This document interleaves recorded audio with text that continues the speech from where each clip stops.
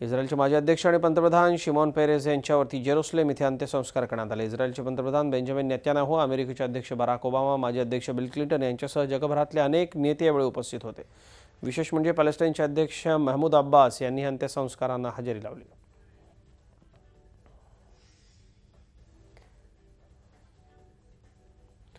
Turkey सरकारने दहशतवादी प्रचार केल्याचा ठपका ठेवून 20 टीव्ही चॅनल्स आणि रेडिओ स्टेशन्स बंद केलेत। यात लहान मुलांसाठी कार्यक्रम प्रसारित करणाऱ्या एका वाहिनीचाही समावेश आहे।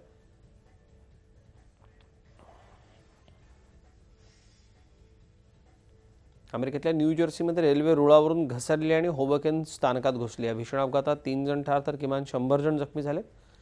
जखमींमध्ये काही जणांची प्रकृती चिंताजनक आहे।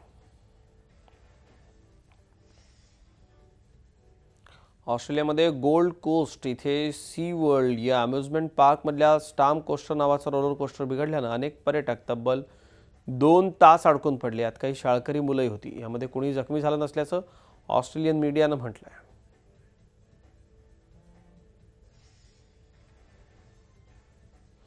मेक्सिकोमधल्या कोलिमा या ज्वालामुखीचा स्फोट झाल्यानं त्यातून विषारी वायू राख मोठ्या प्रमाणावर बाहेर पडते। गेल्या आठवड्यात या ज्वालामुखीतल्या हालचाली वाढल्याचं volcanodiscovery.com या वेबसाईटनं म्हटलंय। चीनमधल्या शान्स्की प्रांतात एका सॉल्ट लेकचा काही भाग अचानक लाल झालाय। चीनच्या सरकारी वाहिनीनं या तलावाची हवाई दृश्य जारी केली आहेत। एका बाजूला लाल आणि दुसरीकडे हिरवा दिसणारा हा तलाव पर्यटकांना आकर्षित करतोय।